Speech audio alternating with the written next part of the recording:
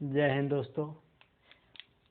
आज की क्लास में सभी का स्वागत है। इसके पहले वाले क्लास में हमने देखा था कोशिका के सभी कोशिकांग के बारे में। कोशिका के सभी कोशिकांग के बारे में हमने देखा था। ये थी कोशिका, इसके अंदर था mitochondria, Golgi body, vacuoles, endoplasmic reticulum, ribosome, centrosome, lysosome, nucleus. इन सभी के बारे में पिछली वाली क्लास में हम देखे थे। आज हम देखेंगे प्रोटोप्लाज्म।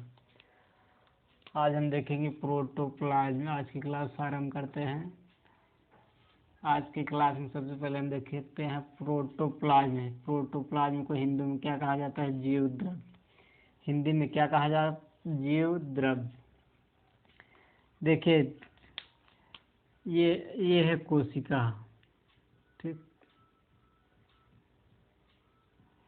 ये सारे कोशिकांग इस कोशिका के अंदर होते हैं। इनके बीच में ये ढेर सारी खाली जगह छूट। यदि इन खाली जगह में कुछ नहीं रहेगा तो ये आपस में लड़ेंगे, ठीक। ये आपस में लड़ेंगे, इसलिए इस खाली जगह को भरने के लिए इसके अंदर होता है प्रोटोप्लाज्म, ठीक। जीव द्रव्य।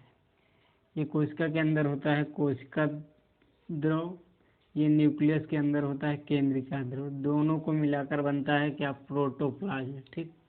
जीव द्रव्य। जिस प्रकार किसी बोरी में ढेर सारा बर्तन, लोटा, टाठी, चम्मच, गिलास सब कुछ भर दीजिए और उसको लेकर चलिए तो उस आपस में लड़ेंगे, खन खन की आवाज आएगी। उसी तरह इस कोशिका के अंदर यहाँ यदि खाली जगह है, यदि इस तरह से खाली जगह छूट रहेगी तो ये आपस में लड़ेंगे। और इस लाइसोसोम के बारे में आप लोग जानते होंगे। ये ससुरा बड़ा खतरनाक है। यदि ये गलती से किसी से टकरा गया और फट गया तो सभी को मार डालेगा। इसलिए ये आपस में टकराए ना। इनके अंदर क्या होता है? जीव द्रव्य, ठीक। क्या होता है? जीव द्रव्य पाया जाता है। कोशिका के अंदर होता है कोशिका द्रव, ये न्यूक्लियस के अंदर होता है केंद्रिका द्रव। इन दोनों को मिलाकर बनता है प्रोटोप्लाज्म, जीव द्रव्य, ठीक। तो ये रहा प्रोटोप्लाज्म। प्रोटोप्लाज्म का कार्य।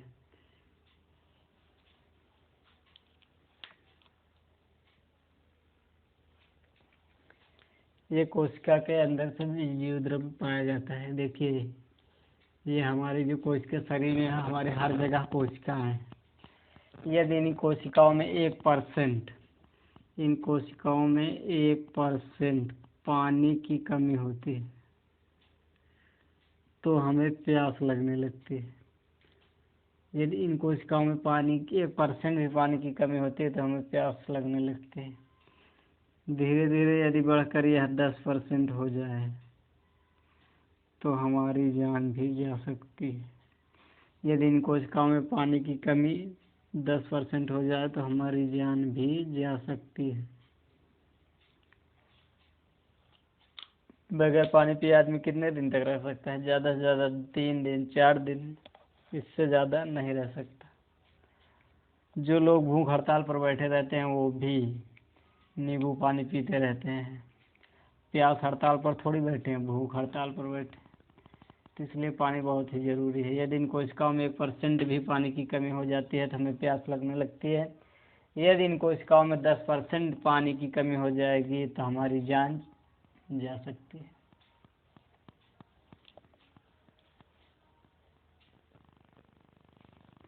तो इस तरह से देखिए, न्यूक्लियोप्लाज्म न्यूक्लियस में होता है। न्यूक्लियोप्लाज्म ये न्यूक्लियस के अंदर होता है। ये साइटोप्लाज्म कोशिका द्रव, ये कोशिका के अंदर होता है। इन दोनों को मिलाकर साइटोप्लाज्म ये बोले, और न्यूक्लियोप्लाज्म को मिलाकर बनता है प्रोटोप्लाज्म। क्या बनता है? प्रोटोप्लाज्म। प्रोटोप्लाज्म को हिंदी में क्या कहा जाता है? जीव द्रव्य। क्या कहा जाता है? जीव द्रव्य।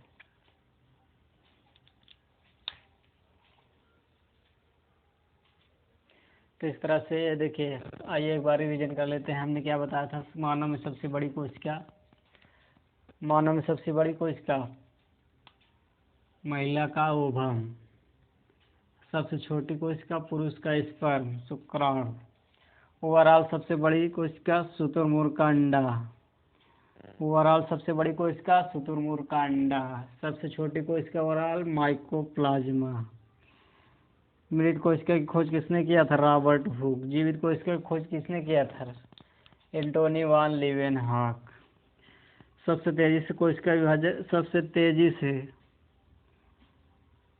कोशिका विभाजन कहाँ होता है? लीवर में। सबसे कम कोशिका विभाजन कहाँ होता है? Neuron cells.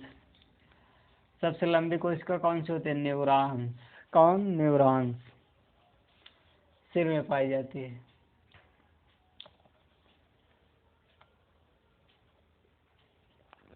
ये इसको मैं हिंदी में लिख दिया है, कोशिका द्रव प्लस केंद्रिका द्रव बराबर जीव द्रव्य होता है। क्या? जीव द्रव्य। दोनों को मिलाकर ही जीव द्रव्य बनता है।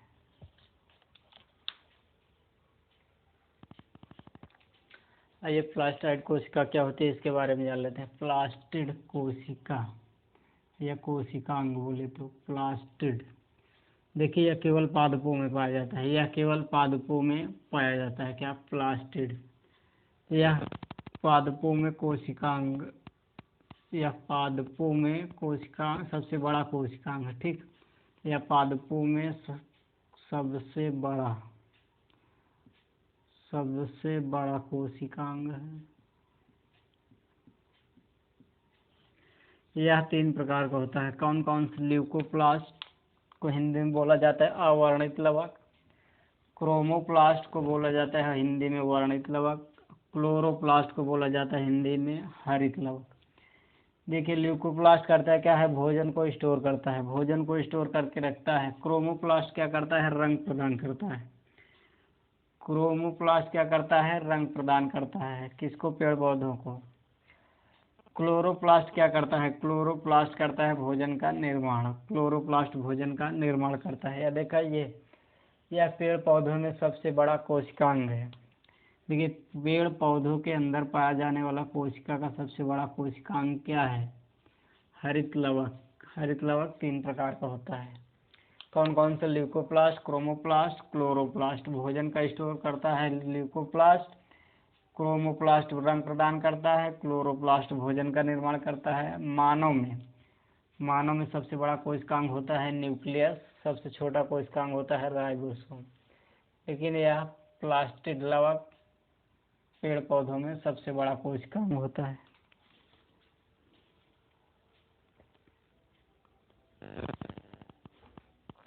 ये क्रोमोसोम हिंदी में क्या कहा जाता है? गुणसूत्र के बारे में जान लेते हैं। क्रोमोसोम गुणसूत्र। देखिए इसे जेनेटिक या आनुवंशिक भी कहा जाता है। यह मानव में जेनेटिक गुण को अगली पीढ़ी में ले जाता है। कौन? क्रोमोसोम। मानव में गुणसूत्र की संख्या कितनी होती है? 46। मानव में गुणसूत्र की संख्या कितनी होती है? 46। जोड़ा में बोले तो 23। पुरुष में कितने होता है? 46। पुरुष में गुणसूत्र की संख्या 46 होती है। 44 समान होते हैं तथा 2 अलग अलग होते हैं। 2 अलग अलग कौन होते हैं? एक्स और वाई। महिला में 46 होते हैं गुणसूत्र, 44 समान होते हैं तथा 2 अलग होता है। अलग कौन होता है? X x. महिला में एक्स एक्स, पुरुष में एक्स वाई। जोड़ा में इनकी संख्या कितनी होती है? 23। जोड़ा में इनकी संख्या कितनी होती है? 23। देख क्रोमोसोम की संरचना कैसी होती है, आइए आगे देख लेते हैं क्रोमोसोम की संरचना। देखिए ये है क्रोमोसोम की संरचना। क्या? क्रोमोसोम की संरचना। इसको थोड़ा और फैलाएंगे इस तरह से, तो ये हो जाएगा डीएनए। इसको फैलाने पर इसके अंदर निकलेगा डीएनए। ये होता है क्रोमोसोम। यही डीएनए ही मानव में गुण को आगे ले जाता है, आनुवांशिक गुण को आगे ले जाता है। कौन? डीएनए। इसको और थोड़ा फैलाएंगे तो इस तरह से ये आ जाएगा, जिसे बोला जाता है जीन। क्या बोला जाता है? जीन। डीएनए की इकाई क्या है? जीन। इस तरह से देखिए, क्रोमोसोम को फैलाएंगे तो डीएनए डीएनए आएगा, फिर डीएनए को थोड़ा और फैलाएंगे तो ये जीन, इस तरह से ये जीन, इसकी इकाई हो जाएगी किसकी, डीएनए की।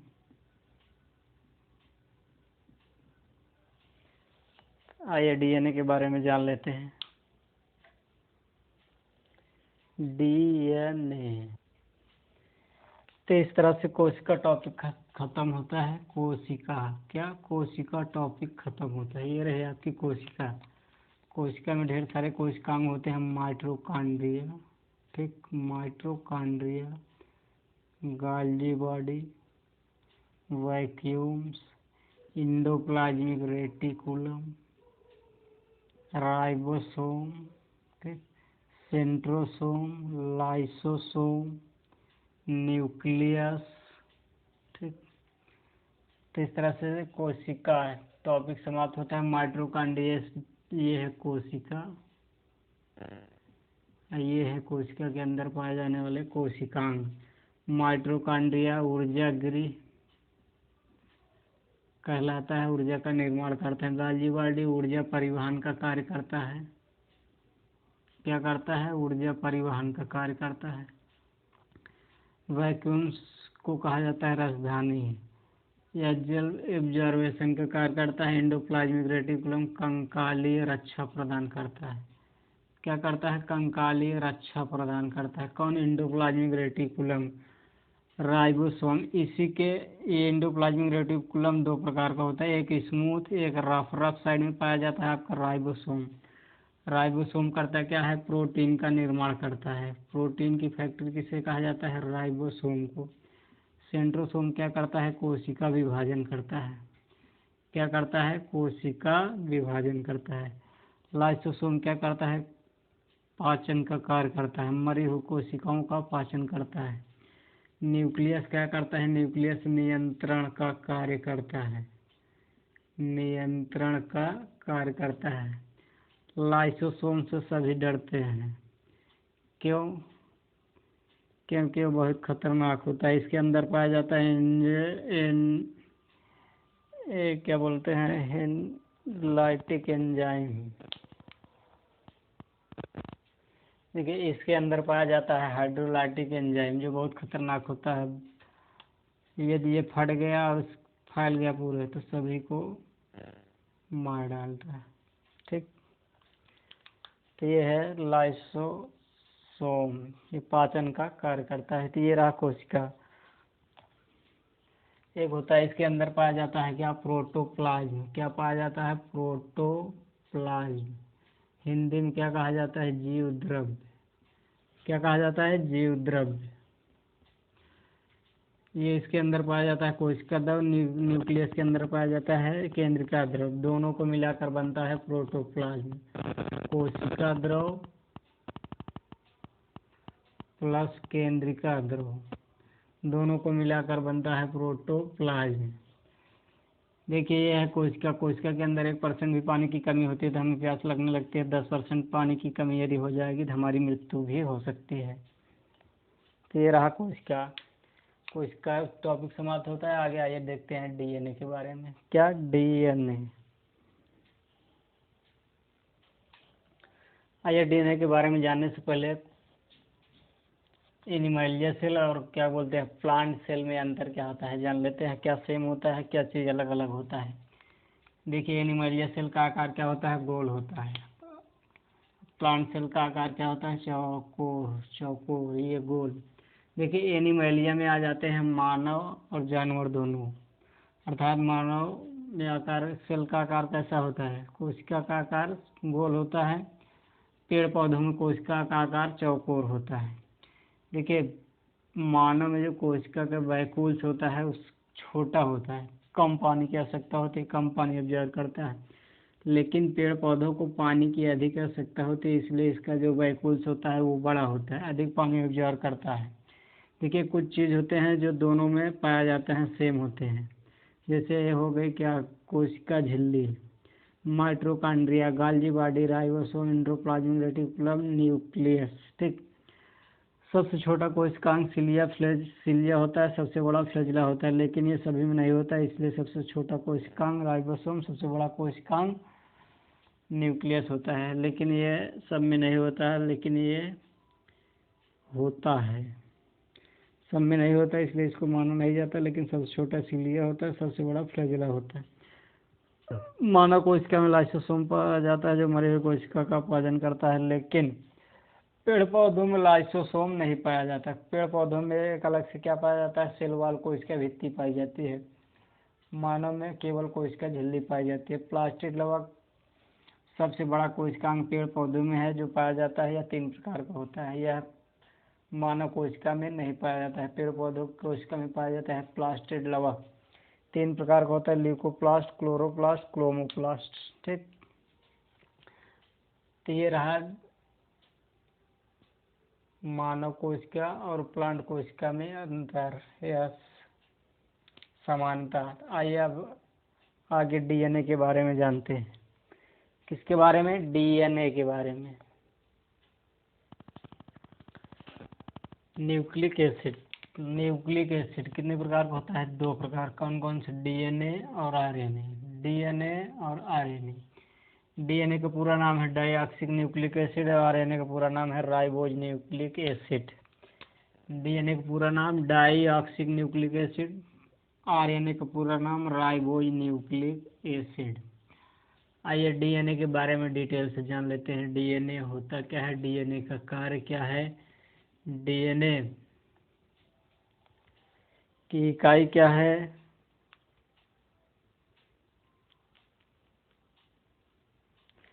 डीएनए में कौन सा तत्व पाया जाता है, कौन सा बेस पाया जाता है, सारी चीज़ों के बारे में हम जानेंगे डिटेल से। आइए देखते हैं। डीएनए कहाँ कहाँ पाया जाता है। आइए डीएनए के बारे में डिटेल से चर्चा कर लेते हैं। देखिए डीएनए को पहली बार देखा कौन था, देखा किसने था? कार्ल स्वयंबर्ग जी ने। डीएनए को सबसे पहले डीएनए को पहली बार देखा किसने था? कार्ल स्वयंबर्ग जी ने। डीएनए का मॉडल किसने दिया था? वाटसन एवं क्रिक्स ने। डीएनए कहाँ कहाँ पाया जाता है? 2 जगह पाया जाता है। डीएनए 2 जगह पाया जाता है। कहाँ कहाँ? न्यूक्लियस में पहली बार, दूसरे माइटोकॉन्ड्रिया में भी डीएनए पाया जाता है। डीएनए में कौन सा तत्व? देखिए ये प्रश्न बहुत ही इम्पोर्टेंट है, कई बार पूछा भी गया है और पूछा भी जा सकता है। देखिए डीएनए में कौन सा तत्व पाया जाता है? आपको दिया रहेगा नाइट्रोजन। नाइट्रोजन तत्व नहीं, नाइट्रोजन बेस है। नाइट्रोजन बेस पाया जाता है। डीएनए में फास्फोरस तत्व पाया जाता है। क्या? फास्फोरस। डीएनए में फास्फोरस तत्व पाया जाता है। डीएनए में कौन सा बॉन्ड पाया जाता है? Hydrogen bond. कौन सा बॉन्ड? Hydrogen bond.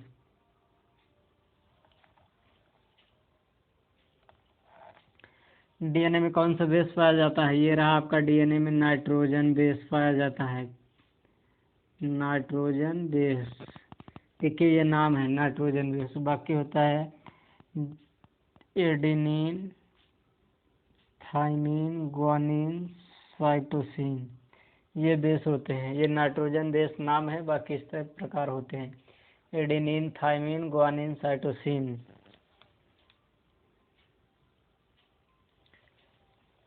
डीएनए कहाँ कहाँ पाया जाता है? 2 जगह पाया जाता है। कहाँ? न्यूक्लियस में, माइटोकॉन्ड्रिया में। ये भी प्रश्न बन सकता है। और बाकी देखिए आपसे ये पूछा जाएगा, आप कंफ्यूज रहेंगे। डीएनए में कौन सा तत्व पाया जाता है? नाइट्रोजन तत्व नहीं, नाइट्रोजन बेस है। डीएनए में पाया जाता है फास्फोरस तत्व। डीएनए में कौन सा बॉन्ड पाया जाता है? Hydrogen bond. डीएनए में कौन सा बेस पाया जाता है? Nitrogen base. ये नाइट्रोजन बेस के प्रकार है एडेनिन, थाइमिन, ग्वानिन, साइटोसिन।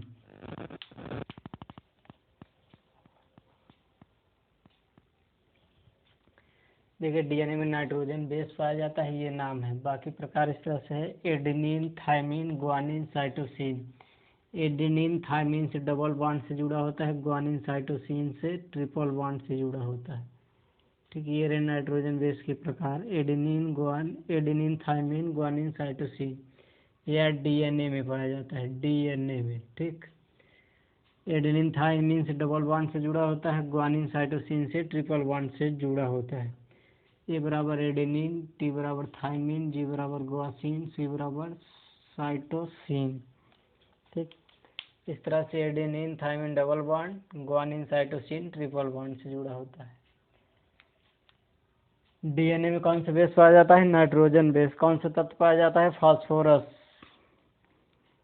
कौन सा बेस पाया जाता है? Nitrogen base. कौन सा बॉन्ड पाया जाता है? Hydrogen bond.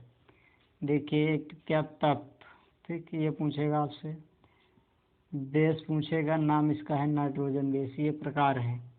एक पूछेगा आपसे बॉन्ड, क्या पूछेगा? बॉन्ड। डीएनए में कौन सा तत्व पाया जाता है? अभी हमने आपको बताया इससे पहले, क्या? फास्फोरस। क्या? फास्फोरस। फास्फोरस। बेस कौन सा है? Nitrogen base. बॉन्ड कौन सा है? Hydrogen bond.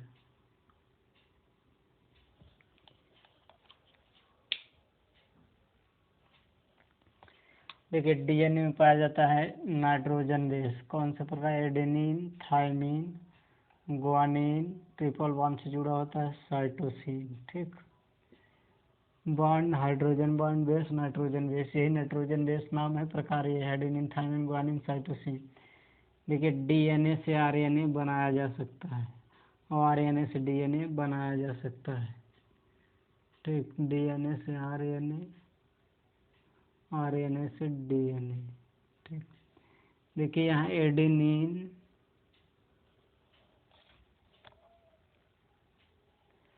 Adenine double bond से जुड़ा होता है यूरेसिल, ग्वानिन जुड़ा होता है ट्रिपल बॉन्ड साइटोसिन। तो ये देखिए डीएनए में होता है थाइमिन, डीएनए में क्या होता है? थाइमिन। आरएनए में होता है यूरेसिल। ठीक, यूरेसिल, आरएनए में होता है यूरेसिल। आरएनए में एडेनिन जुड़ा होता है यूरेसिल से, ये प्रश्न पूछा जाएगा। डीएनए में एडेनिन जुड़ा होता है थाइमिन से। एडेनिन डबल बॉन्ड जुड़ा होता है आरएनए में यूरेसिल से डबल बॉन्ड से, और डीएनए में एडेनिन जुड़ा होता है डबल बॉन्ड थाइमिन से। एडेनिन, देखिए डीएनए में एडेनिन थाइमिन से डबल बॉन्ड से जुड़ा होता है। डीएनए में थाइमिन होता है, आरएनए में यूरेसिल होता है थाइमिन के जगह। डीएनए से आरएनए बनाया जा सकता है। देखिए डीएनए से आरएनए बनाया जा सकता है। ठीक, ये भी प्रश्न पूछ सकता है, क्या डीएनए से आरएनए बनाया जा सकता है? जी हाँ, डीएनए से आरएनए बनाया जा सकता है।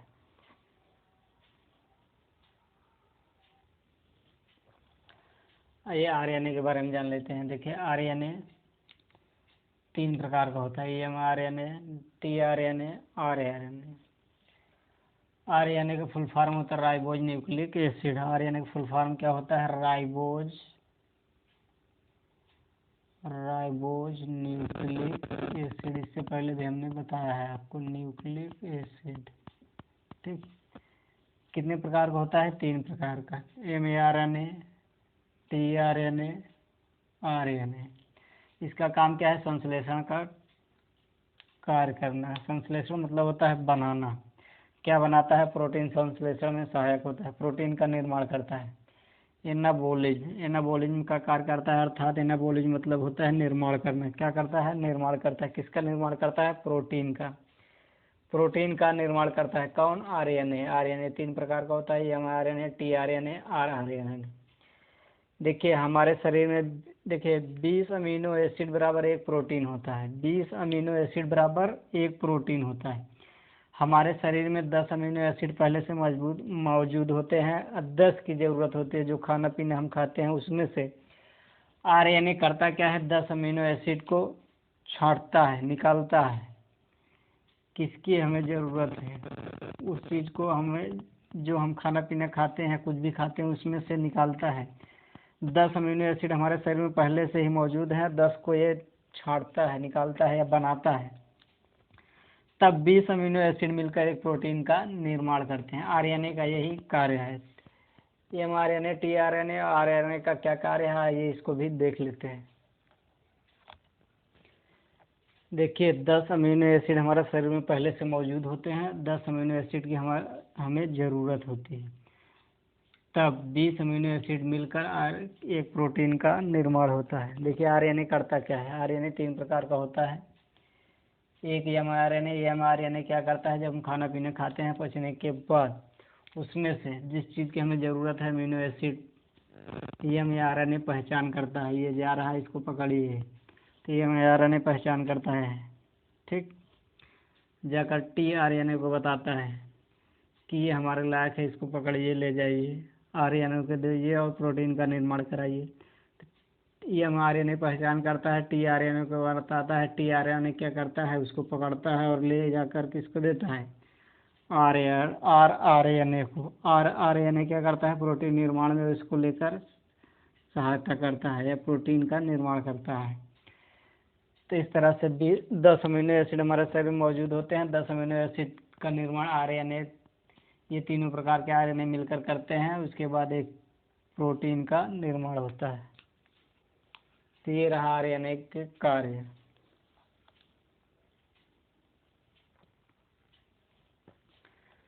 देखिए डीएनए से आरएनए या आरएनए से डीएनए या आरएनए से प्रोटीन बनाना क्या कहलाता है। देखिए डीएनए से आरएनए बनाना ट्रांसक्रिप्शन कहलाता है। आरएनए से डीएनए बनाना रिवर्स ट्रांसक्रिप्शन कहलाता है। डीएनए से डीएनए बनाना रेप्लिकेशन। देखिए उसी चीज़ से वही चीज़ बनना रेप्लिकेशन कहलाता है।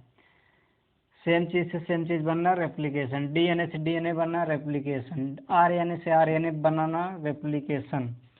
प्रोटीन से प्रोटीन का बनना क्या कहलाता है, रेप्लिकेशन। आरएनए से प्रोटीन बनना क्या कहलाता है, ट्रांसलेशन।